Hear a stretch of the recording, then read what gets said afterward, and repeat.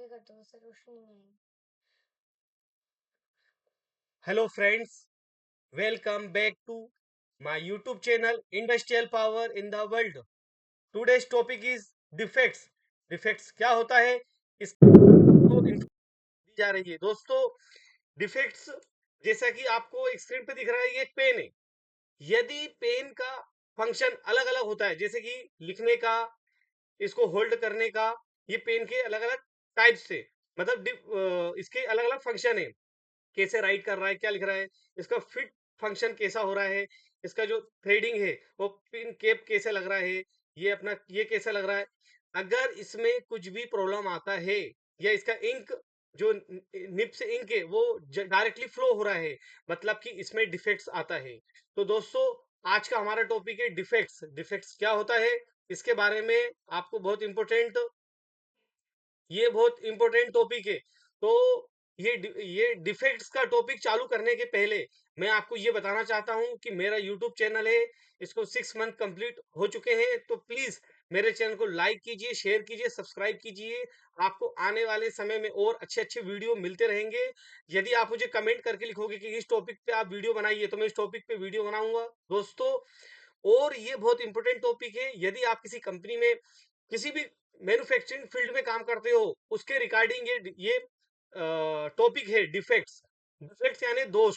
इसमें आप प्रोडक्शन में हो, मैन्युफैक्चरिंग में हो, किसी भी फील्ड में, क्वालिटी में हो, लॉजिस्टिक, मेंटेनेंस, किसी भी टाइप के डिपार्टमेंट में हो, वहां पर हर तरीके के, हर टाइप का डिफेक्ट जनरेट होता है और उसको हमें क्लोज करना पड़ता है। तो दोस्तों, अब मैं आपको ये बताना चाह रहा हूं कि ये आपके इंटरव्यू के रिलेटेड बहुत ही इंपॉर्टेंट टॉपिक है। तो हम स्टार्ट कर रहे हैं। Defect. Defect refer to the imperfection, flaw and irregularity in the something then can affect the quality, performance, functionality in various context. Defects can manifest differently. दोस्तों, quality को भी करता है, परफॉर्मेंस को, फंक्शनलिटी को और रिलायबिलिटी को। मतलब कि ये क्वालिटी वाइज कैसा दिख रहा है ये हमें देखना है, इसका फंक्शन कैसा हो रहा है, यूज कैसा हो रहा है, ये सब चीजें अगर नहीं हो रही है तो वो डिफेक्ट कहलाता है। Physical defects. फिजिकल डिफेक्ट्स क्या होता है दोस्तों? फिजिकल डिफेक्ट्स जो हम आसानी से देख सकते हैं। These are tangible flaw in the material product such as a crack, hole and surface irregularity. दोस्तों, हम डिफेक्ट्स के बारे में टॉपिक इसलिए बनाया है क्योंकि ऑलरेडी वेल्डिंग का वीडियो आ चुके हैं। वेल्डिंग के ऊपर मैं एक टॉपिक बना रहा हूं, जिसमें कि मतलब ऑलरेडी हो चुका है। उसमें ये बता रहा हूं कि वेल्डिंग में किस किस टाइप के डिफेक्ट्स होते हैं। मैंने 100 टाइप्स के डिफेक्ट बता चुका हूं। अब उसके ऊपर आगे के टॉपिक चल रहे हैं। ये पार्ट 2 है वेल्डिंग डिफेक्ट्स के ऊपर। तो डिफेक्ट्स के बारे में आपको डेफिनेशन होना चाहिए कि हमें why we have a requirement for the defect, defect की जरूरत क्यों पड़ती है, और why we have the minimize और eliminate and defect deleted, why we have a requirement। तो दोस्तों, डिफेक्ट की 3 कैटेगरी होती है। फिजिकल डिफेक्ट, फंक्शनली डिफेक्ट्स और क्वालिटी डिफेक्ट्स। दोस्तों, जो हमें क्वालिटी फिजिकली दिख रहा है वो फिजिकली डिफेक्ट्स होता है। फंक्शनली डिफेक्ट्स, यदि ये पेन है, पेन का अगर प्रॉपर फंक्शन नहीं हो रहा है, ये प्रॉपर नहीं हो रहा है, या कोई भी चीज है, हम ये शर्ट है, शर्ट में अगर ये प्रॉपर ये ऐसा नहीं हो रहा है, ऐसा बटन फिट नहीं हो रहा है, तो वो प्रॉपरली स्टिचिंग नहीं हुआ है, तो वो डिफेक्ट है। फंक्शनली उसका फंक्शन सही नहीं हो रहा है। यदि मैं लैपटॉप में यूज कर रहा हूँ, यदि लैपटॉप की स्क्रीन सही नहीं दिख रही तो फंक्शनली डिफेक्ट हो गया, मतलब वो प्रॉपर काम नहीं कर रहा, कीबोर्ड सही काम नहीं कर रहा, तो फंक्शनली डिफेक्ट हो गया। It will affected for the system को इफेक्टेड करता है, उसका प्रॉब्लम हो जाता है, ये प्रॉपर तरीके से काम नहीं करता, फंक्शनल डिफेक्ट। अभी quality defect. This defect related to deviation from the specific quality standard impacting the overall quality and reliability of a product. दोस्तों, यदि आप कोई भी प्रोडक्ट तैयार कर रहे हो, उसके कुछ स्टैंडर्ड होते हैं, कुछ क्वालिटी के स्टैंडर्ड होते हैं। जैसे कि उसका जब डिजाइन किया गया, उसमें कौन सा कलर देना है, कितना शेप देना है, उसका कितना टॉलरेंस रखना है, उसका कितना मेजरमेंट होना चाहिए, उस क्वालिटी की कौन कौन से स्टैंडर्ड होना चाहिए। आईएसओ स्टैंडर्ड होना चाहिए कि आईएसओ के डिफरेंट डिफरेंट स्टैंडर्ड होते हैं, वो होना चाहिए। ये आपको ध्यान में रखना ही पड़ेगा यदि आपको डिफेक्ट को डिलीट करना है तो, और कस्टमर की क्वालिटी को बढ़ाना है दोस्तों। Defect can occur in various fields including the manufacturing, construction, software development and more. Identify and addressing defect in Persual in the ensure the reliability, safety and satisfaction of the user और customer. दोस्तों defect जो है हर field में आता है. मैंने आपको कुछ जैसे कार मैन्युफैक्चरिंग है, कंस्ट्रक्शन है, सॉफ्टवेयर डेवलपमेंट है. दोस्तों कार मैन्युफैक्चरिंग में भी डिफेक्ट आता है, हर फील्ड में डिफेक्ट आता ही आता है. उसको हमें डिलीट करना है और उसके ऊपर हमें वर्क करना है कि डिफेक्ट को कैसे डिलीट किया जाए, उसको प्रॉब्लम सोल्विंग. तो अभी डिफेक्ट के नहीं हो, मतलब डिफेक्ट होता है तो क्या क्या इशू आ सकता है, जैसे कि डिफेक्ट जो होगा उसके कारण सेफ्टी का इशू आएगा, फंक्शनली इशू आएगा, रिलायबिलिटी, कस्टमर हमारा प्रोडक्ट ही नहीं लेगा. अगर हम सोचेंगे ये वेल्डिंग का डिफेक्ट है, जाने दो, कस्टमर को हम देख लेंगे, ऐसा नहीं रहता है. यदि वो डिफेक्ट को आपने ध्यान नहीं दिया तो इन फ्यूचर में कस्टमर की सेफ्टी के रिगार्डिंग ये डिफेक्ट आ सकता है. वो गाड़ी का एक्सीडेंट हो जाएगा तो वो मर भी सकता है, he will died if any defect यदि आता है. तो आपको ध्यान में रखना है कि सेफ्टी के रिगार्डिंग कौन सा इशू है. और बहुत सारे एक्सीडेंट हो रहे हैं, जैसे कि अभी कुछ टाइम पहले ब्रिजेस होते हैं. यदि कंस्ट्रक्शन में हमने क्वालिटी का ध्यान नहीं दिया, प्रोडक्ट के ऊपर ध्यान नहीं दिया कि किस टाइप का उसमें कंस्ट्रक्शन मटेरियल यूज होना चाहिए, यदि ये सब ध्यान नहीं दिया तो ब्रिजेस गिर जाते हैं. और आपको ये ध्यान में रखना है, जो भी आप कंपनी में काम कर रहे हो, कि उसमें क्या होता है. यदि डिफेक्ट के ऊपर ध्यान नहीं दिया तो दोस्तों, डिफेक्ट के ऊपर यदि ध्यान नहीं दिया तो आपने तो वो प्रोडक्ट बना दिया, लेकिन वो प्रोडक्ट जो एंड यूजर यूज कर रहा है, चाहे वो हम हो या हमारे रिलेटिव हो या हमारे वर्ल्ड में कोई भी पीपल्स हो, तो दोस्तों आगे चल के वो ब्रिज गिर जाएगा, ब्रेक हो जाएगा, तो कितने सारे लाइफ का प्रॉब्लम हो जाएगा. तो आपको ये ध्यान में रखना है.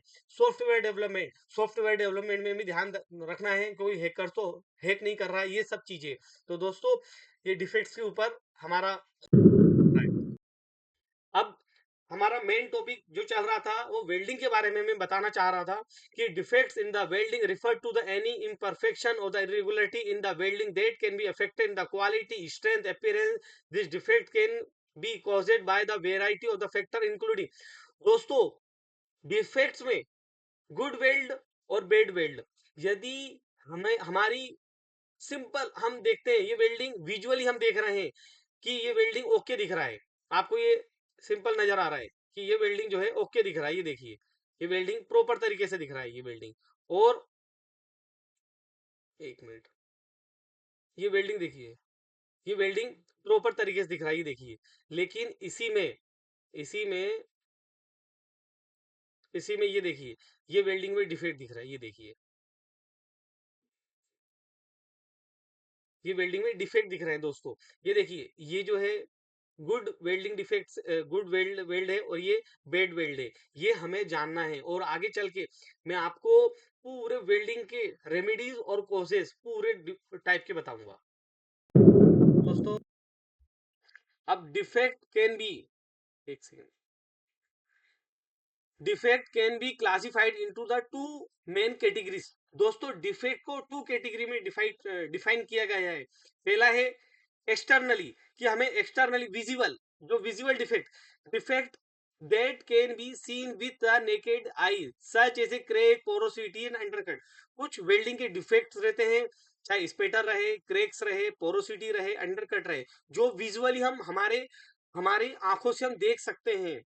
We haven't the requirement for the another instrument, या कुछ चीज की जरूरत नहीं पड़ती है, हम आंखों से देख सकते हैं. लेकिन जो कि मैंने आपको, जैसे ये डिफेक्ट दिख रहा है, ये दिख रहा है, ये हम आंखों से देख सकते हैं, लेकिन इसके इंटरनली डिफेक्ट वो तो नहीं देख सकते. तो जो ये डिफेक्ट दिख रहा है तो वो आपको देखना है दोस्तों कि टाइप से उसको हम विजुअली डिफेक्ट्स बोलते हैं.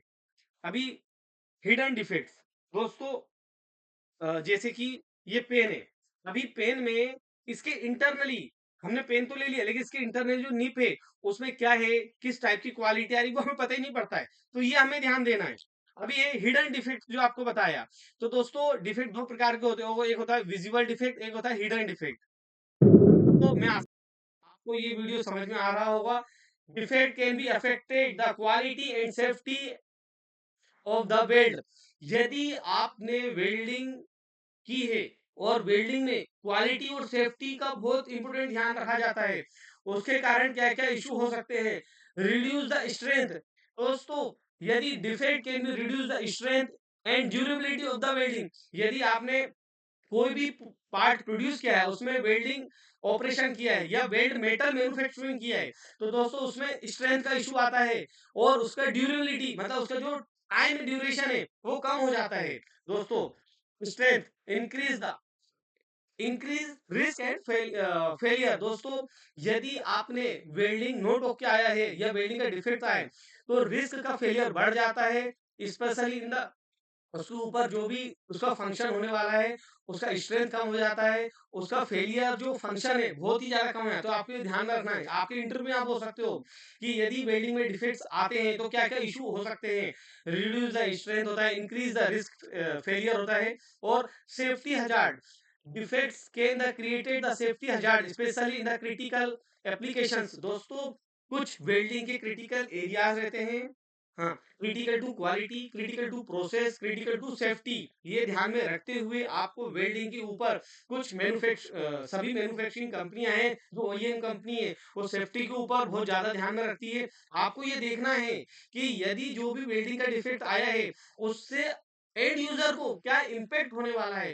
दोस्तों, जब भी कोई डिफेक्ट आता है उसके ऊपर किन किन को इफेक्ट पड़ता है, मतलब कौन कौन से डिपार्टमेंट या किसको, सबसे पहले एंड यूजर को डिफेक्ट प्रॉब्लम आती है। यदि आपने कोई भी पार्ट मैन्युफैक्चरिंग किया है तो आपको देखना है कि एंड यूजर को क्या इफेक्ट पड़ेगा। दूसरी बात, यदि आपकी सप्लायर कंपनी है तो आपको ये देखना है कि जिस कंपनी में आप प्रोडक्ट सप्लाई कर रहे हो वहां पर क्या वो फिट और फंक्शन में नहीं आएगा। इसके बाद आपको ये देखना है कि आपकी कंपनी में क्या फर्क पड़ेगा। इसके बाद आपको ये देखना है कि उसका ओवरऑल गवर्नमेंट की जो रूल्स रेगुलेशन है, स्टेचुटरी रेगुलेटरी रिक्वायरमेंट है, उसके ऊपर क्या फर्क पड़ेगा। दोस्तों, ये बहुत इंपॉर्टेंट टॉपिक चल रहा है और आपको ये ध्यान से देखना है, आपको ये मालूम पड़ेगा और आगे चल के इसमें क्या क्या इशू आएंगे, क्या क्या प्रॉब्लम होती है। आपके ये इंटरव्यू के रिलेटेड बहुत इंपॉर्टेंट है। और यदि आप कंपनी में सुपरवाइजर हो, मैनेजर हो या शो फ्लोर लेवल पे काम करते हो या आप मैनेजमेंट हैंडल करते हो, तो ये टॉपिक आपके लिए बहुत इंपॉर्टेंट है। डिफेक्ट हर डिपार्टमेंट के हिसाब से देखा जाता है। दोस्तों, thanks for watching this channel. मैं आपसे एक बार और रिक्वेस्ट करता हूं कि मेरे चैनल को सब्सक्राइब करें, लाइक करें, कमेंट करें। तो आगे चल के और नेक्स्ट वीडियो आने वाला है। नमस्कार।